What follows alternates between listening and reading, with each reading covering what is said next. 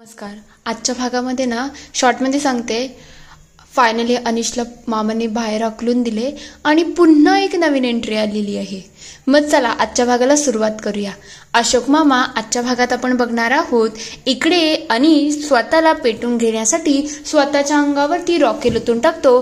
तेवढ्यात भैरवी त्याच्यामध्ये येते आणि त्याला अडवायला जाईल तेव्हा अनिश म्हणतो बाजूला हो. तो तिला अक्षरशः धक्का देऊन बाजूला करतोय. तेवढ्यात मामा तिथे येतात. ते बघता अनिश म्हणायला लागतो मला सांगा तुम्ही ते पैसे कुठून आणले आणि मला कोणी अडवायचं नाही. मी आता स्वतःला पेटून टाकेल. तेवढ्यात मामा समोर त्याच्या हातामध्ये माचीस ठेवतात आणि म्हणायला लागतात घे पेटून टाक स्वतःला. तेव्हा अनिश अक्षरशः चिडून गेलेला असतो आणि म्हणतो तुम्ही भैरवीसाठी 50 लाख रुपये कसे काय देऊ शकता, हे चुकीचं आहे. तेव्हा मामा म्हणतात मी नेहमी सत्याच्या बाजूने उभा आहे. खरं म्हणजे अनिश तुला एवढी वर्ष झालं मी ओळखतोय, पण गेल्या वर्षभरामध्ये तुझं वागणं बोलणं ज्या प्रकारे बदललंय ना त्या प्रकारे मला दिसून येत आहे की तू अक्षरशः चेंज झाला आहे आणि त्याच्याचमुळे माझा आता तुझ्यावरती विश्वास राहिला नाही आणि माझ्या सुनेवरती विश्वास राहिला आहे. मग तुला एवढाच माज असेल ना तर एक काम कर स्वतःला पेटून घे, नाही तर चालता हो. तेव्हा अनिश खूप चिडून गेलेला असतो. मामा म्हणायला लागतात जो माणूस स्वतःच्या बायकोला विकण्यासाठी म्हणजे तिला मारून तिच्या इन्शुरन्सचे पैसे खाण्यापर्यंतच्या खालच्या थरावरती जाऊ शकतो ना तो माणूस काहीही करू शकतो. म्हणून मला आता तुझ्यावरती काडी मात्र हे विश्वास नाही राहिला. आता या घरामध्ये तू राहू शकत नाही, कायमचा निघून जायचं आणि पुन्हा या घरामध्ये तोंड सुद्धा दाखवायचं नाही. हे सगळं होत असताना मामांना थोडा त्रास व्हायला लागतो. निलिमात्यांचं त्यांच्याकडे लक्ष जातं आणि त्या विचारतात काय झालं दादा, सगळं ठीक तर आहे ना. तेव्हा ते म्हणतात काय नाही ग, प्रवासामध्ये थोडंफार लागलं असेल, एवढं काही नाही, पण तुम्ही काळजी करू नका, मी तुमच्यासाठी कायम खंबीरपणे उभा राहील. मामा त्या दोघींना मिठी मारतात. थोड्या वेळानंतर इकडे राधा मामी किशा मामाला उठवण्याचा प्रयत्न करतात की उठा मला बोलायचं आहे. किशा मामा कसं बसं उठतात. ते बघता राधाबाई म्हणतात ही बोटं किती आहेत, तुम्ही जागे आहात का नाही मला पहिले ते सांगा. तेव्हा ते म्हणतात बोल ना काय झालं तुला, एवढ्या रात्री काय बोलायचं आहे.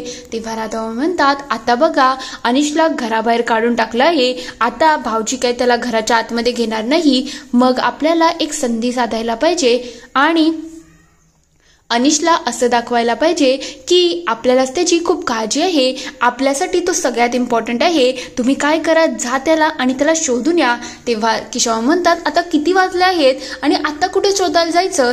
तेव्हा राधाबाई म्हणतात आत्ताच जा म्हणजे त्याला विश्वास बसेल की आपल्याला त्याची काळजी आहे. तेव्हा ते म्हणतात सोड ना, आपल्याला काय करायचं आहे आता झोपून घेतो, सकाळी त्याच्याबद्दल बघू. तेव्हा ती म्हणते काय नशीब आहे या माणसाचं, म्हणजे झोप सगळ्यात जास्त इम्पॉर्टंट झाली आहे. देवा थोडा तरी विचार करून मला नवरा द्यायचा ना, ज्याला संसाराशी काही घेणं देणंच नाही, फक्त स्वतःच्या झोपेशी घेणं देणं आहे. किशा मामा झोपून जातात आणि राधा मामी थोडा रडायला लागलेले असतात. तर दुसरीकडे मामा इकडे रूम मध्ये येतात. तेव्हा भैरवी थोडी नाखुश बसलेली असते. ते बघता मामा तिला म्हणतात सॉरी भैरवी, मला समजू शकतं की मी आज जो डिसिजन घेतला आहे तो तुला आवडलेला नसेल ना, मी एकदा विचार करायला पाहिजे होता तुझ्या नवऱ्याला घराबाहेर काढण्यापूर्वी. तेव्हा भैरवी म्हणते माझा नवरा होण्यापूर्वी तो तुमचा मुलगा आहे आणि बाबा तुम्ही जो काही निर्णय घेतला आहे ना तो मला मान्य आहे, मला याच्यावरती काहीच हरकत नाही आहे. तसंही अनिशचं वागणं बोलणं सगळंच बदलत गेलं आहे आणि मी सुद्धा बायको म्हणून त्याला समजवण्याचा प्रयत्न करत होती, पण त्याने माझंही ऐकलं नाही. तेव्हा मामा म्हणते जाऊ दे, जे झालं ते झालं, शेवट आपलाच मुलगा आहे ना, म्हणून मला असं वाटते उद्या सकाळी त्याला मी घरी वापस बोलून येईल. एक दिवस बाहेर राहिला ना तेव्हा तरी त्याची अक्कल ठिकाण्यावरती आली तर खूप चांगलं होऊन जाईल, नाही तर तो आयुष्य बर्बादच करणार आहे. तेवढ्या ते म्हणायला लागतात पण तू आता स्वतःवरती ताण घ्यायचा नाही, तू आराम कर जा, झोपून घे. तेवढ्यात भैरवी तिथून निघून जाते. मामा इकडे औषधं खायला जातच असतात. कपाट उघडतात. तेवढ्यात भैरवी मागून येते आणि विचारते बाबा ही कसली औषध आहेत, तुम्ही काय लपवता. तेव्हा ते म्हणतात काय नाही ग, थोडंच असंच औषध आहेत. तेव्हा ती विचारते बाबा तुम्ही असे का चालत आहोत, काहीतरी गडबड आहे, म्हणजे काही झालंय का. तेव्हा ते म्हणतात अगं मी मगाशीच सांगितलं ना, प्रवासामध्ये मला थोडी दुखापत झाली होती आणि त्याच्याचमुळे हे सगळं होतंय. तेव्हा भैरव म्हणते तुम्ही नाही सांगितलं आणि एवढं असेल तर आपण दवाखान्यात जाऊया. तेव्हा ते म्हणतात नाही ग, त्याच्यासाठी तर पेन किलर घेतले आहे, तू नको काळजी करू, जा तू आराम कर, मी माझं मॅनेज करतो, जरा पहिले पाणी घेऊन येतो. मामा जसे पाणी घ्यायला तिथून निघून जातात, भैरवी त्यांची बॅग ओपन करते आणि बॅगेमधून त्या गोळ्या बघून तिला थोडं आश्चर्य वाटत असतं की यामध्ये काहीतरी नक्कीच गडबड आहे. तर दुसरीकडे सकाळी किशा मामा गाडी धुण्यासाठी खाली जात असतात. तेवढ्यात त्यांचं लक्ष अनिशकडे जातं आणि ते म्हणायला लागतात, अनिश इथे झोपला आहे जिन्यावरती, हे सगळं काय आहे. ते लगेच मागे वळून जायला लागलेले असतात. तेवढ्यात तिथे राधामामी येतात आणि म्हणायला लागतात, तुम्ही कुठे चालले आहे, कामापासून पळू नका, आता घरातलं दूध सुद्धा संपलं आहे, जाऊन दूध घेऊन या. तेव्हा ते म्हणतात, दुधाच्या महत्वाची गोष्ट आहे, इकडे बघ काय झालं आहे, अनिश कुठे झोपला आहे. अनिश इकडे गाढ झोपेमध्ये असतो. सोसायटीमध्ये अनिशच्या नावाची चर्चा होऊन जाते की अनिश बाकड्यावरती झोपला आहे.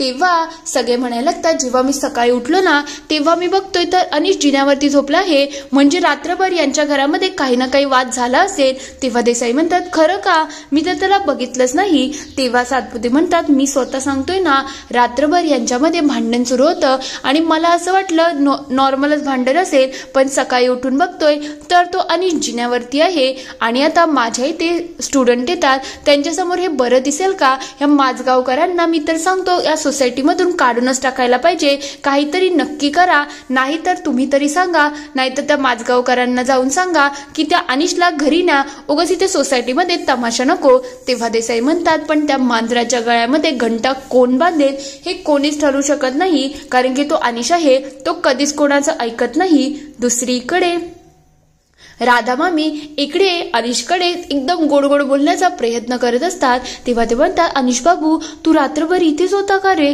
तुला मच्छर चावले असतील ना, तुला खूप त्रास झाला असेल ना, पण आम्ही पण काय करू, भाऊजींनी तुला घराबाहेर काढलं आहे, एक काम कर, चल तू घरी, आपण तुझ्या राहण्यापिण्याचं बघून घेऊ. अनिश काहीच बोलत नसतो. तेव्हा राधामामी आणि किशमामा रडायला लागतात आणि म्हणायला लागतात, बघा ना, भरलेल्या घरातलं पोर आहे तरी दाराच्या बाहेर त्याला राहायला लागतं, भाऊजींनी खरंच याची अवस्था खूप खराब केली आहे. खरं म्हटलं तर वेणुताई वरून बघत असतील आणि त्यांच्या डोळ्यामध्ये सुद्धा पाणी आलं असेल की आपल्या मुलाच्या बाबतीत किती वाईट होते ना. अनिश बाबू तू आता काय करशील रे, कुठे जाशील, काय करणार आहे.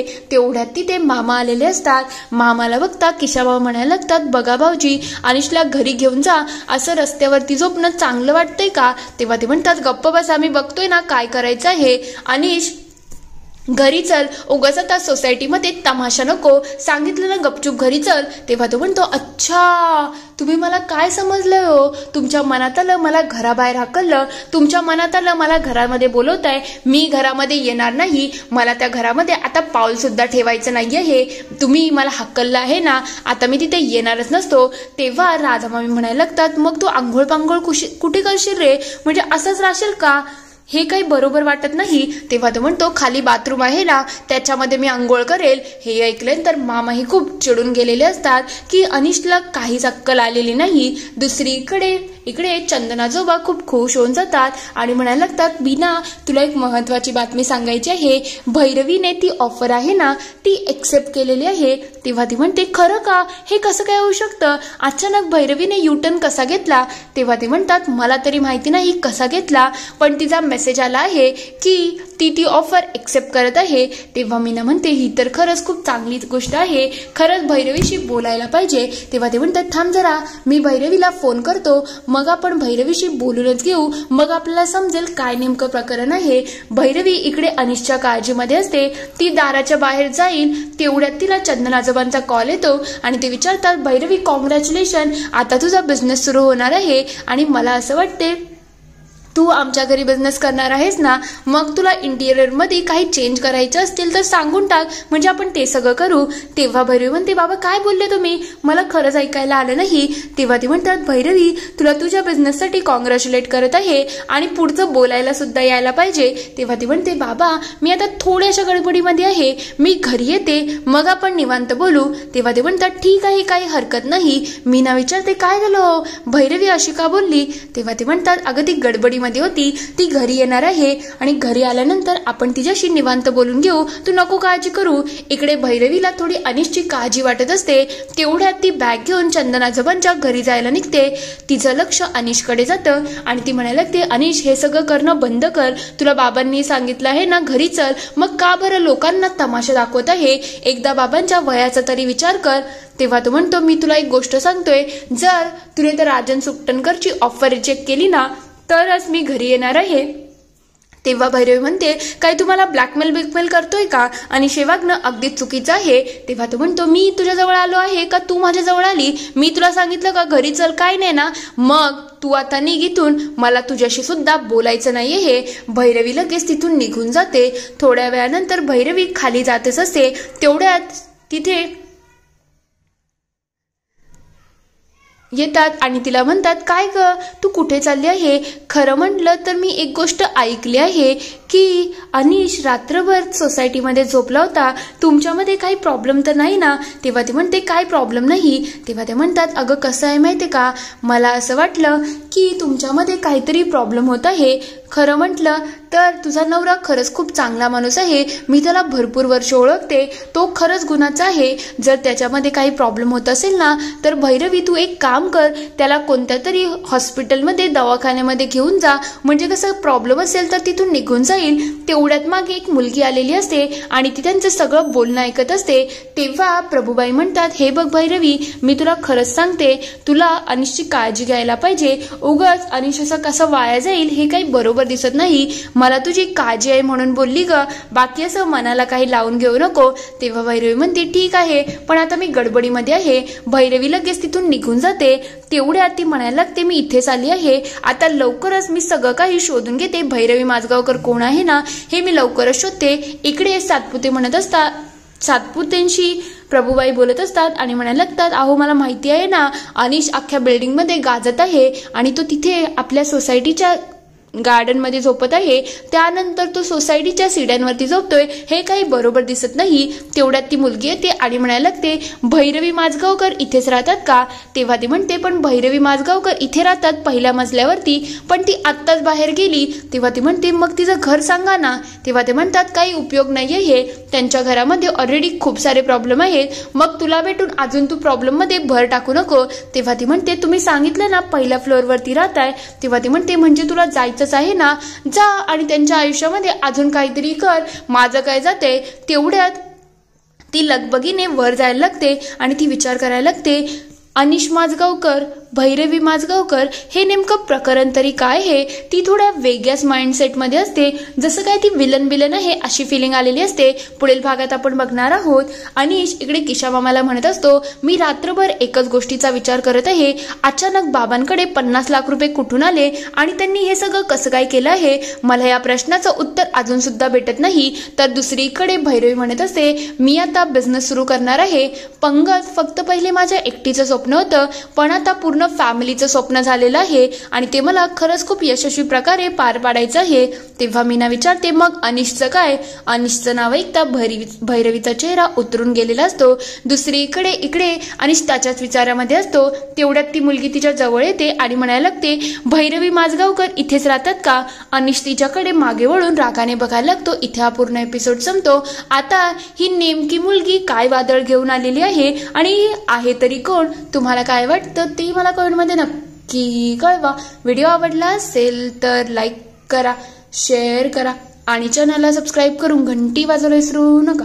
नवीन रोजच्या नोटिफिकेशनसाठी व्हिडिओ बघितल्याबद्दल धन्यवाद.